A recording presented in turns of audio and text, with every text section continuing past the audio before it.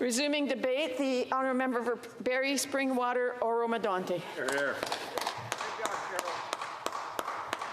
Thank you to my one fan from Barrie Innisfil.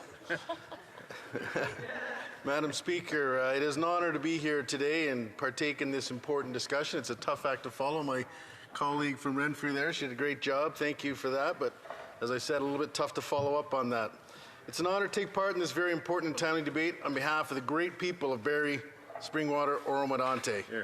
I have received countless communications from residents in my community who are concerned about the inflationary pressures they're facing due to the government's reckless policies. Under this Liberal government, there have been a record 2 million food bank visits in a single month.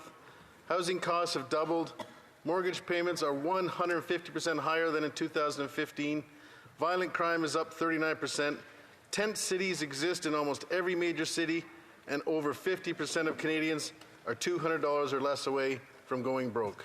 Just when it feels like it's all become too much, on top of the 30-year inflation highs that Canadians are facing just to live, this Prime Minister will increase the cost of the carbon tax on April 1st to reach $75 a metric ton.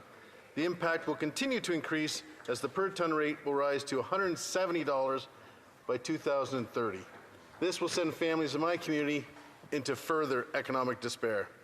Despite being given every opportunity to make life more affordable for Canadians by removing the tax on their gas, home heating, and groceries, the Liberals, the NDP, and the Bloc all vote time and time again to raise taxes on the backs of hardworking Canadians who are struggling to feed their families.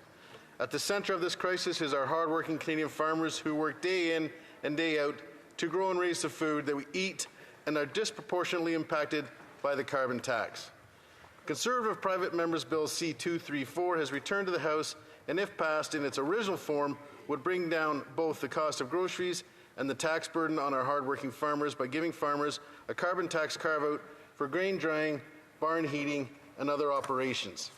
This bill would make the cost of food more affordable for everyone by saving farmers almost $1 billion between now and 2030, according to the Independent Parliamentary Budget Officer. But while C-234 passed in the House, the Prime Minister's Senate appointees gutted our common sense bill under pressure from the Environment Minister, who threatened to quit if the bill was passed. The Liberal, NDP, and Bloc members who represent farmers, rural Canadians, and any Canadian who is struggling to afford their grocery bill have this opportunity to reject the gutting of this legislation and bring home lower food prices for all Canadians. I sincerely hope they do the right thing. Farmers in my riding are counting on legislation like Bill C-234, and I do wish to highlight a few of their stories. I have here with me, and I'll use this as reference, a bill from Enbridge Gas for a chicken farmer who's in my area. This is a large poultry operation. The bill in my hand shows a carbon tax of $2,700 on the cost of the fuel they use to dry their grains. The overall bill was just over $9,000, so 1/3 of that, not including the HST that's being put on the bill, is the carbon tax. Shockingly, this carbon tax is actually more than the value of the gas before delivery and global adjustment. Moving on to the poultry side of their operation. This farm pays a comparable tax on the cost to heat their barns. Every 24 weeks, they place over 3,000 day-old breeder chicks in their barns. These barns need to be heated to 32 degrees Celsius as the chicks are so small they cannot heat themselves. This temperature is slowly reduced as the chicks grow stronger. The cost to heat their barns during this placement is approximately $7,000, with approximately 1/3 of that cost being the carbon tax. Wow. It appears that some of my colleagues from places like Toronto and Vancouver are not aware of how essential it is for farmers to dry their grain and heat their barns. It is a necessity, not a luxury, and there is no alternative. The burden that this misguided tax places on farmers has a direct impact on the cost of food for Canadians. Farmers in my riding know better than anyone. When you tax the farmer who grows the food and you tax the trucker who transports the food, you tax the Canadians who buys the food, making everything more expensive. This is especially true for families in my community who are struggling to put food on their tables. Food bank usage is at an all-time high. Between April 1st, 2022 and March 31st, 2023, over 800,000 people in Ontario alone accessed a food bank. In total, there are 5.9 million visits to a food bank in this time period. The Barrie Food Bank, which is located in my riding, is currently seeing an incredibly high demand for services. In October, the Barrie Food Bank assisted nearly 7,000 clients, including 731 first-time visitors, which amounts to a 94% increase from last year alone. Sharon Palmer, the executive director of the Barrie Food Bank, told CTV News that, quote, "We are seeing more employed people than ever before, more large families, seniors, and more people on government support programs. The crisis is getting worse.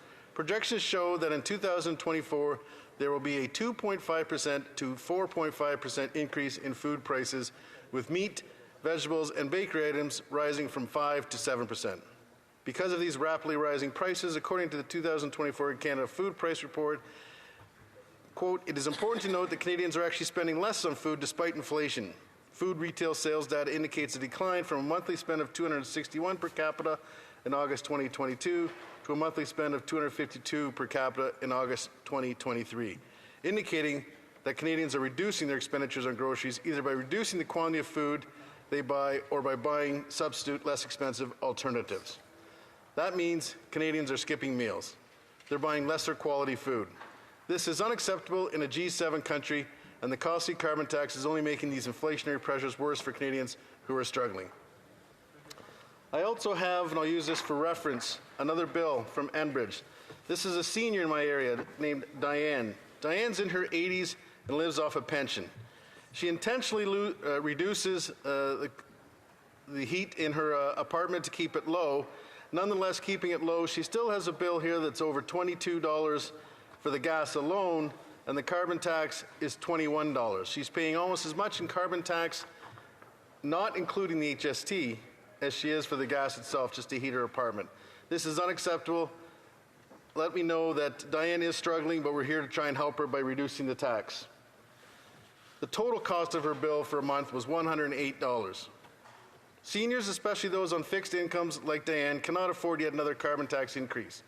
They are choosing between putting food on the table and heating their homes, and the Liberal government simply doesn't care. The Prime Minister and his Environment Minister have touted this costly tax program as being a great deal for Canadians. When it was first announced, they made it sound too good to be true. First, it would fight climate change, and second, it wouldn't cost you a cent because the government would rebate whatever you spent. We know now that this is not the case.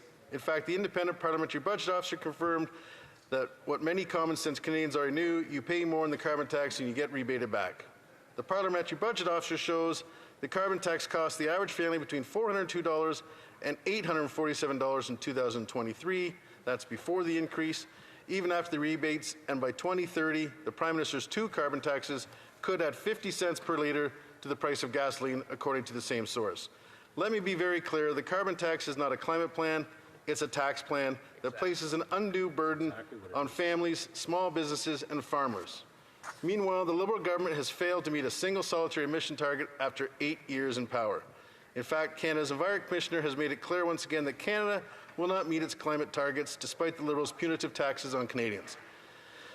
The government isn't bothering to set implementation deadlines for 49% of their measures. They have also admitted that only 43% of their so-called climate measures, many of which are actually just taxation measures, will have any direct impact on emissions.